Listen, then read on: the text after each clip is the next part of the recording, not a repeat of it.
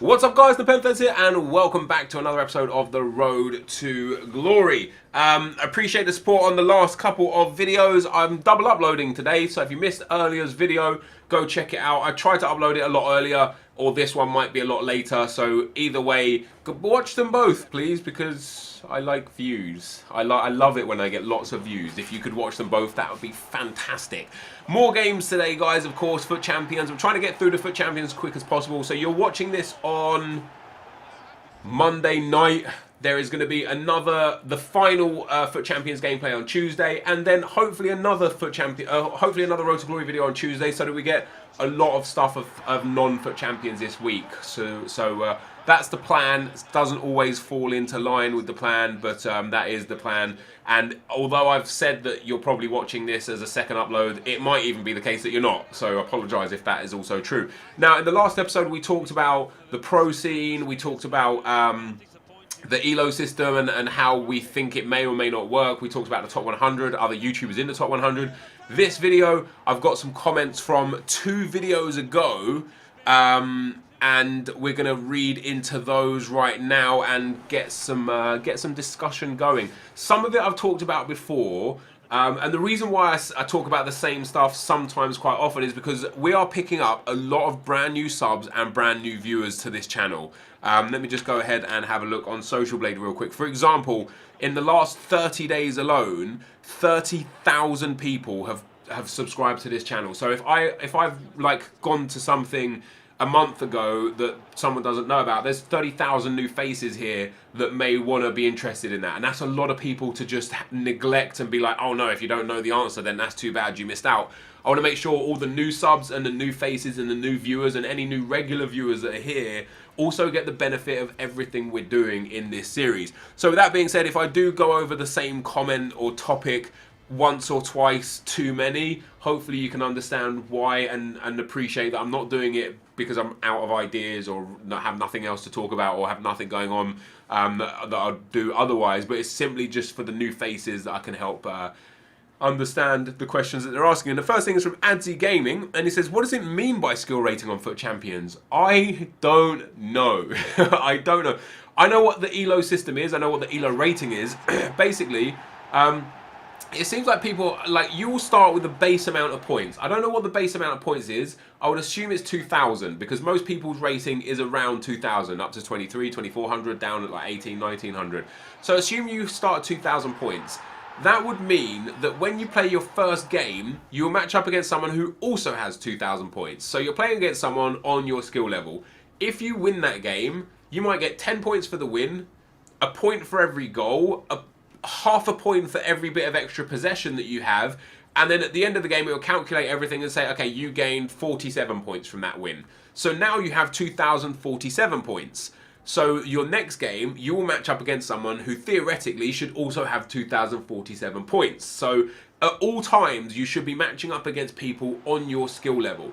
The problem with this is because EA haven't told us A, whether we get matched by skill first or wins first, or B, what determines what increases and decreases your skill rating, you never actually know if the person you're matching up against is as good as you, or much better than you, or much worse than you. And the reason why that is because, let's say for example, you go 2-0 up after 10 minutes and the guy rage quits. Now, does the game only recognise that as a small win because it's short? Do you end up getting a crap ton of ELO points because you made someone rage quit? For example, let's say you win a game 2-0 after 10 minutes and the person rage quits. Do you go from 2,000 to 2,100?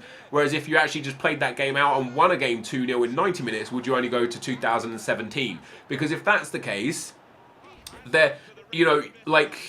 you could be like unlucky by getting, you might have one game that just boosts your skill rating up so high, and then all of a sudden you're coming up against people way above the level that you really should be at because of one anomaly in one game. And now all of a sudden you're sitting there thinking, I am struggling. And this could actually be a reason as to why I personally go on huge win and loss streaks. Because let's say you're on like 2,100 points and you get a narrow victory, so you barely move up. So you play against someone at that level again, and then you get another narrow victory and you barely move up, and you keep getting these narrow victories that barely give you any points. So you're playing against these low skill players all the time. Whereas imagine if then you play against some guy and you end up getting a huge boost. You go way above your skill level. Now you're coming up against like superstars that you just can't compete with. And because you lose the game, and the way ELO points generally work in every game ever invented is when you win, you gain way more than when you lose. So like a win might be worth 50, a loss would detract you by 15. So when you get to a point where you might win like 8, 9 games in a row and be like, wow, this is amazing, I'm an amazing FIFA player, I'm going to get Elite 1, I'm going to be 40 out of 40, I'm world's best player. And then you play that one guy that you just destroy like 19-0 or something because he puts his control down and you think it would be fun to boost your stats. And now all of a sudden you're playing against these huge pros and stuff. And when you lose to this huge pro, you lose 10 points. So now the next game, instead of playing against somebody who should again theoretically be on your skill level, you're playing against another pro and you lose another 10 points. So you get that one win that gives you like 400 or 500 points boost, and then it takes you like 8 to 10 losses to put you back down to the skill level you're at. So on that note, as you see me score the 80th goal I think I've ever scored in any FIFA ever, on that note, I know what it means by skill rating, and I understand the theory behind skill rating, but EA have been very poor in explaining to us how the skill rating works, what criteria defines your skill rating, and whether or not you match up against players of similar skill, or because it could be players in the same kind of bracket first. It might be like, oh, you're in bronze 3. First of all, we're going to match you up against bronze 3. Then we'll take a look at your skill rating. Then we'll take a look at your wins. Oh, what's that? You're in gold 3? Okay, we're going to find a gold 3 player first. Then we're going to find someone on the exact number of wins as you. And then we're going to find someone by skill rating. So it would be nice to get a little bit more information about exactly how it all works. But on bottom line is, if you just Google ELO systems, you will find exactly how skill rating should supposedly work. Next up, Alfie Carter says, the Road to Glory 2, I think it just means Road to Glory and he's just spelled it a little bit wrong, is not what it used to be. Like, do FUT Champs every other week because it gets boring. And this is one of those things we've spoken about before. And as harsh as this is, dude, if you don't like it, stop watching. It's not going to change. And the reason why it's not going to change is because EA have geared this game towards FUT Champions. If I don't play FUT Champions, there is nothing to do because there are no more tournaments that you can just win prizes for other than the daily knockouts for FUT Champions. There is no other way outside of draft to generate coins and get good prizes because daily knockouts are there, which are FUT Champions. FUT Champions is there, which is FUT Champions. FUT Draft is there, which we don't play because I have a series dedicated to drafts on my main channel. And then you're left with Divisions, and Divisions only gives mediocre coin rewards. So until the point EA gives something in Divisions better than just coins, I will be focusing entirely on FUT Draft when possible. That's not to say that there won't be other things in this series, because there will be, but we do a lot of squad building challenge stuff where we can afford them. But ultimately, dude, like, if you find this boring, I suggest you stop watching because it's not going to change, and that's simply because EA have changed the game, and I don't know what else you would like. If we didn't do FUT Champions this weekend, instead of seeing 40 games of FUT Champions and me getting an unbelievable prize at the end of it and potentially making hundreds of thousands, if not millions of coins because of the plaque pools that we could get, you would instead be seeing Divisions gameplay where we make mediocre prizes but still the exact same stuff. Like, I don't know what you're expecting out. Like if there's not FUT Champions gameplay, it's going to be Divisions gameplay. And why would I show you Divisions gameplay when I could give you FUT Champions gameplay, which offers better things? Because it's not like I could just be like, oh, there's a new tournament out this weekend that gives a 15k pack, because there's not. There's nothing there. I can't do anything else. Like, EA have geared the game so far towards FUT Champions that is where we've got to go with it, which is unfortunate for those of you that hate gameplay, but there are plenty other YouTubers and plenty other series out there that will offer you something that you want. And I apologize if this isn't what you want, and I thank you for your viewership up to this point, but I'm not going to change for a very small minority of people when there are excuse me, when there are so many tens of thousands and at times hundreds of thousands of people that love this series for what it is. So I hope you can appreciate that. Next is the Banterman. It says, Yo Nep, I got promoted to Division 3 today and was wondering if you knew what division I have to be in to automatically qualify for FUT Champions. Keep it real, like Ian Bill. Once, when I used to have a pub in central London, right near the BBC studios, and a lot of the BBC actors and radio stars and stuff used to come into the pub quite a lot and drink and eat and stuff. And once Ian Bill came into the pub, and I asked him if he wanted fish and chips, because at the time in EastEnders, not that I watch EastEnders, hate EastEnders, at the time in EastEnders he was running the fish and chip thing, something, I don't know, I don't watch EastEnders. So the rules are, if you get promoted or win Division 2, you will automatically qualify for FUT Champions. If you hold or win Division 1, you will automatically qualify for FUT Champions. So you are very close to being able to qualify through divisions. Ryan Donahue says, are you going to stick with the Prem for the whole year? Absolutely not. Right now, the Premiership is the best because, in my opinion, people can differ opinions, of course, and have thoughts of their own here. But in my opinion, the Premiership has the best quality players for the lowest value. And again, that's just my opinion. There are obviously cheaper teams that you can build. Syria has unbelievable players for much cheaper, but I don't think that they're quite as good as the caliber of players that the Premiership has to offer. And due to the fact that we've got 3 special cards in our team right now from the Premiership, it kind of gears me towards using the EPL. However, going forwards, there will be many tournaments that require non-BPL teams. There will be weekend leagues that require non-BPL teams. There will hopefully be something thrown in during Team of the Year and Team of the Season to win players like the footies and things like that, to win players that I can't use BPL teams in. So there will be, going through the year, a lot of scope and a lot of opportunity to build other teams. The only thing is, right now I have to focus on one team, because right now we're still building this club, you know.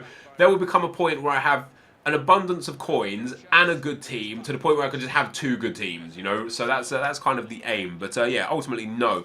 Lewis Mayer says, hey Nep, love the vids. I have a question about the online draft. What round do you think I have to make it to justify continuing to spend the 15,000 coins or 300 FIFA points on the entry? Thank you. Well, it's interesting, right? Because quite commonly, if you lose in the first round, you'll get a draft token back. And if you do get that draft token back, you're a winner instantly, because you've just got a free draft token, which makes you a winner.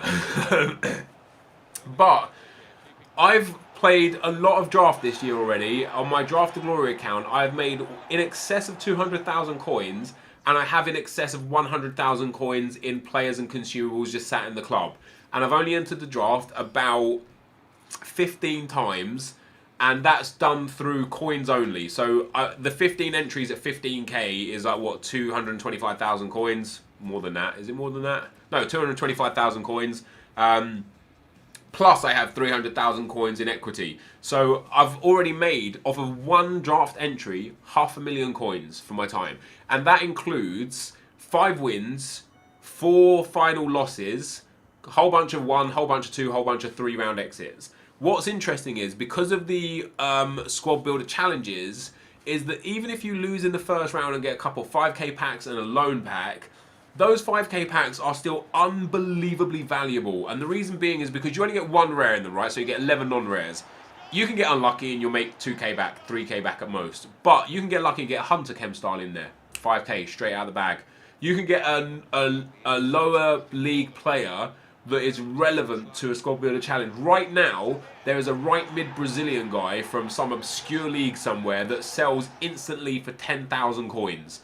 And you cannot pack him in a 100k or 50k pack, because he's common. You have to pack him in the garbage packs, which gives value to these garbage packs that they never had before. So in my opinion and in my experience, the draft is, unless you lose in the first round every single time, the draft is always worth it. It's always worth the 15,000 coins. And don't be hasty with how you sell things. If you get some players, if you go out early and you get a crap pack and you get this garbage player that sells for 400 coins, just hold on to him. Worst case scenario, a month down the line, you discard him or you sell him for 400 coins. Best case scenario, at some point in the future, there's a squad building challenge that he is relevant for, and you can sell him for 4, 5, 6, 10k coins. So I would say the draft is very, very relevant. There are lots more questions. I'm going to have to do those for the next video, because unfortunately we are bang out of time for today's video. I don't know how long this video is, but I do want to thank you guys for watching. Hopefully you enjoyed it. We ended up getting a 2-2 draw and winning on penalties there against Felamu. It was a very even game, as you can see. I don't know where that puts us after 20 games. I think we're at like 14 wins. 14 wins, 6 losses, which isn't bad. Especially considering the bad patch we were going through where we're playing pros and stuff. Oh no, that puts me on 20 wins. Wait, what? This is video 3, isn't it? Yeah, this isn't video 2, this is video 3. We're at 20 wins. Anyway, guys, this is going to be the end of the video. Thank you for watching. Hopefully you enjoyed it. If you did, be sure to leave a like, rate, and comment, and subscribe to the channel if you haven't already. But for now, guys, I'm out. Peace.